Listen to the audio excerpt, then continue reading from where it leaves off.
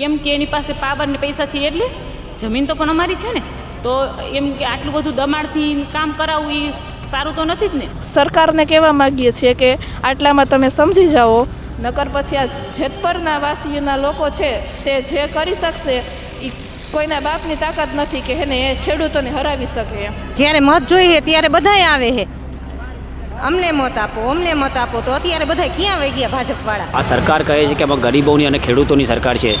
નહીં નહીં નહીં નહીં, જરાય જ નહીં. આ સરકાર અત્યારે તો અમને પહેલાં લાગતું કે ના કે આપણે હશે આપણી સરકાર, પણ આ જ્યાંથી અમારા ઉપર આ ઘર્ષણ કરવામાં આવ્યું ને ત્યારથી તો એવું જ લાગે છે કે આ બસ સરકાર બની છે એ કંપનીઓ માટે બની છે, જેની પાસે પાવર અને પૈસા છે એની માટે બની, ખેડૂતો માટે જરાય નથી. હવે એ નહીં રહે, મુસલમાન કે નીચ જાતિના કે ખેડૂત પુત્રો બધા એક મળીને છે ને મત આપશે, એક સરકારને બદલશે. ગરીબનો ખેડૂતનો તો અત્યારે કોઈ નથી સાંભળવા જ નથી માગતું, ખેડૂતનો તો કોઈ. પણ આ કંપનીઓના છે કામ, તો કંપની અમને પૂરું વળતર આપે, અમારી માંગ પૂરી કરે, અને એ લોકોને અમારી માંગ મંજૂર નહોતી. અદાણીવાળા પોલીસનો સપોર્ટ લઈને ત્યાં આવી જાય છે અને ખૂબ બધી બહેનોને ઢસડી હતી, મારી હતી, અને બહુ નખોડિયા ભર્યા હતા અને વાળ ખેંચાતા.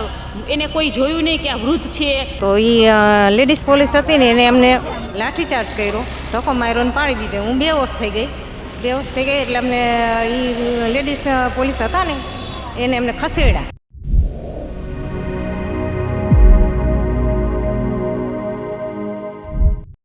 નમસ્કાર.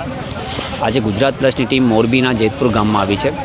અહીંયા 2 દિવસથી લગભગ 15 દિવસથી જે હાઈટેન્શન લાઇનનો મુદ્દો ચાલી રહ્યો છે, એ જ મુદ્દે આપણે વાત કરવા માટે કેટલાક બહેનો સાથે વાત કરવાનો પ્રયત્ન કરીશું. શું છે સમગ્ર મામલો? જી બેન, શું નામ છે આપનું? મારું નામ જ્યોતિબેન છે. હું પણ એક ખેડૂતની દીકરી જ છું. અહીંયા અમારા ખેતરમાં પણ વીજ લાઇનના પોલ નાખવામાં આવે છે. અમને આ વાતની પહેલાં જાણ જ નહોતી. ક્યારે ખબર પડી બેન તમને કે વીજ લાઇનમાં નાખવામાં આવે છે, કે નોટિસ એવું કંઈ આપવામાં આવ્યું હતું તમને? હા, નોટિસ આપવામાં આવી હતી, પણ અમે એ નોટિસનો સ્વીકાર જ નહોતો કર્યો, કેમ કે અમને આ નોટિસ અમારે જોતી જ નહોતી. અમારા ખેતરમાં અમારે કોઈ એવું કામ કરવા જ દેવું નહોતું પહેલાં, પણ પછી નોટિસનો સ્વીકાર કરવાની ના પાડી. પછી લોકોની બધાની ફરિયાદો આવી, અમે ફરિયાદો કરી, પછી અમે કીધું અમારી માંગ પૂરી કરો એમ. અમને કાંઈ પછી જો આ વસ્તુ થતું હોય દેશ માટે સારું છે તો અમને કાંઈ વાંધો નથી, પણ કે અમારી પહેલાં માંગ પૂરી કરો, અમને વળતર આપો, જંત્રી પ્રમાણે વળતર નહીં. આ સરકારી કામ નથી, સરકારી કામ હોય તો જંત્રી પ્રમાણે વળતર અમે સ્વીકારી લઈશું, પણ આ કંપનીઓના છે કામ, તો કંપની અમને પૂરું વળતર આપે, અમારી માંગ પૂરી કરે, અને એ લોકોને અમારી માંગ મંજૂર નહોતી. કઈ કંપની બેન આ વીજ પોલ કઈ કંપની દ્વારા નાખવામાં આવી રહ્યા છે? અદાણી કંપની દ્વારા. અને એ લોકો ઘણો અમારા ઉપર પ્રેશર આપે છે, કેમ કે એની પાસે પાવર ને પૈસા છે એટલે જમીન તો પણ અમારી છે ને, તો એમ કે આટલું બધું દમાડથી કામ કરાવવું એ સારું તો નથી જ ને. તમારી જમીનમાં વગર તમારી પરમિશને થાંભલા નાખવામાં આવી રહ્યા છે? હા, અમે ઘરે હોઈએ છીએ, અમને કંઈ ખબર હોતી નથી. એ અદાણીના લોકો, કંપનીવાળા લોકો આવી જાય, ખેતરમાં કરી જાય, નહીં અમને પૂછવાનું.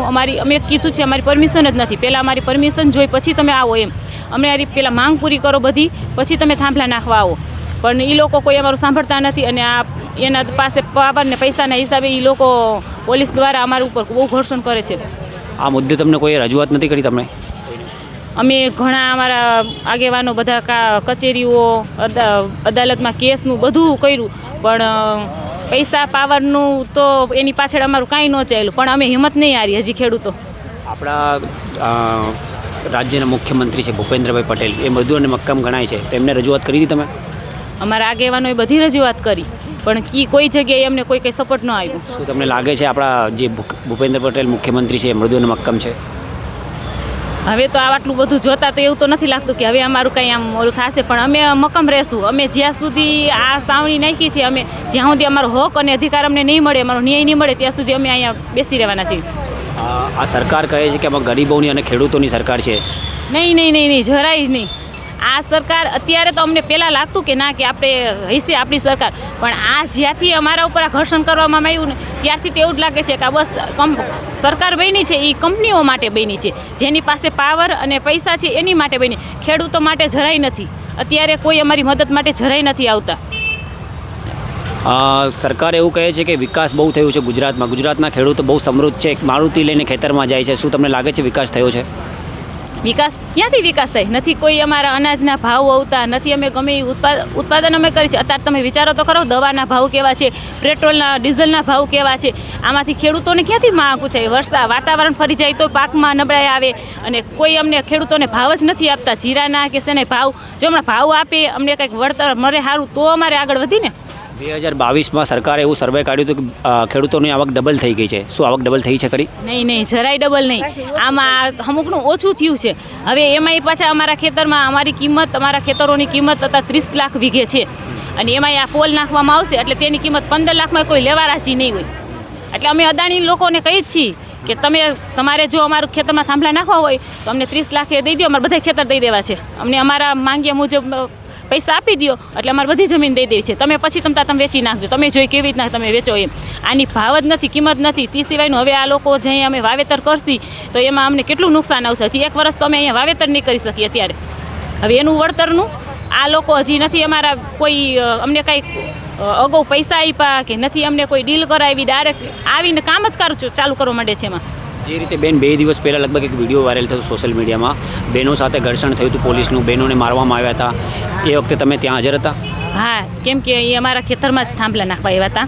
અમે બધા છેલ્લા 10 દિવસથી આ રોજ સવારમાં ઉઠીને છોકરાઓને અમારું નાસ્તો જમવાનું બનાવીને અમે ખેતર વહી જઈ, કેમ કે કામ ન થાય એ બદલ. પણ અદાણીવાળા પોલીસનો સપોર્ટ લઈને ત્યાં આવી જાય છે અને ખૂબ બધી બહેનોને ઢસડી હતી, મારી હતી અને બહુ નખોડિયા ભર્યા હતા અને વાળ ખેંચાતા. એને કોઈ જોયું નહીં કે આ વૃદ્ધ છે, માજી છે તો તેમને ન કરાય. નાના નાના બાળકોને પણ કરે. ખુદ હું જ છું, મારા 6 વર્ષના બાળકને હું લઈને ગઈ હતી. ઘરે કોઈ ન હોય એટલે બાળકને લઈ જવા પડે. આવા તડકાના તાપના આપણે લઈ જવા પડે. તો તેમને મને 4 લેડીઝ પોલીસે પકડી. મારા એક લેડીઝ પોલીસ મારા છોકરાને ઘસેડ્યો, પકડ્યો, છોડાયો એમ, કેમ કે તાર મમ્મીને એમ કે લઈ જાઓ. એટલે છોકરું એટલું રોતું તો પણ કોઈ દયા નહોતી જરાય. નાના છોકરાઓને મેં પણ જબરદસ્તી ખેંચવામાં આવ્યું છે. જબરદસ્તી ખેંચવામાં આવ્યા હતા. 10 વર્ષના એક છોકરાને 2 વખત લઈ ગયા છે અને પહેલી વખત ડિટેન કર્યા ત્યારે 10 વર્ષના છોકરાને લઈ ગયા અને આ વખત અમને બહુ ઘસેડવામાં આવ્યા. મારું બાળક મારી પાસે હતું તો મારા બાળકને છૂટવી લેતા હતા એમ કે છોડી દે અને મને બસમાં બેસાડો એમ. 30 વર્ષથી ગુજરાતમાં ભાજપ સરકાર છે. મત આપતી વખતે જેમ કે 30 વર્ષથી ભાજપ સરકાર જ છે, મત આપતી વખતે ખેડૂત નથી રહેતું, કાસ્ટ વાઇઝ ડિવાઈડ થઈ જાય. તમને એવું લાગે છે? હવે એ નહીં રહે. મુસલમાન કે નીચ જાતિના કે ખેડૂત પુત્રો બધા એક મળીને છે ને મત આપશે, એક સરકારને બદલશે. એટલે આ વખતે પરિવર્તન આવવાનું છે. હા, ફૂલ પરિવર્તન આવે છે. હવે જાગૃત ખેડૂતો થાય છે. 2 દિવસ પહેલાં લાઠીચાર્જ અને ડિટેન્શન થયું હતું, તે અંગે તમે શું કહેવા માગશો? લાઠીચાર્જ પોલીસો બધા ખેતરોમાં આવી જાય છે અને તે બધા પોલીસો બધાને એને ડિટેન કરી જાય છે, ન કરવાના કાર્ય કરે છે. માજી જે મોટા ઉંમરના હોય છે તેની સાથે પણ એને ન કરવાનો વ્યવહાર કરે છે. ખસેડી અને એને લઈ જાય છે. એક માજીને છે તે એને 10-15 દિવસનો એને બેડ રેસ્ટ આવ્યો છે. તેને ઘસેડી અને ઢીચણમાં વાગ્યું છે. તેને બતાવ્યું તો તેને હોસ્પિટલમાં બતાવેલ છે તો કે 15 દિવસનો બેડ રેસ્ટ છે. તો આવા પોલીસો કાર્ય કરે છે. તેને કયાનો ઓર્ડર હોય છે કે અમે પૂછીએ છીએ કે એને તમે કેમ આમ કરો છો તો કે છે અમને એને ઉપરથી ઓર્ડર હોય છે. આ કયાનો ઓર્ડર હોય છે? તમે એમને પૂછ્યું નહીં? શું જવાબ આવ્યો એમનો? ઓર્ડર દેવાવાળું એમ કે છે ઉપરથી અમને દબાવવું હોય છે એટલે અમારે આ કાર્ય કરવું પડે છે. તો દેવાવાળું ઓર્ડર કોણ હોય છે? ઉપર એટલે આપણા હર્ષભાઈ સંઘવી છે, બરાબર, સરકાર છે. સરકાર તો એવું કહે છે કે અમે ગરીબોની સરકાર છે.